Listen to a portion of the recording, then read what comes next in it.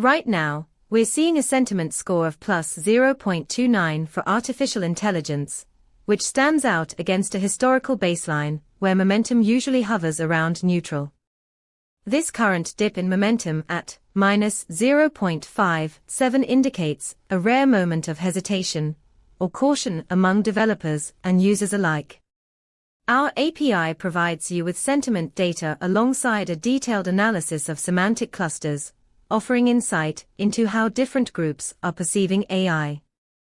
You can leverage this data to gauge community reactions and tailor your AI product features accordingly. Imagine using this sentiment analysis to refine your AI's user experience based on real-time feedback.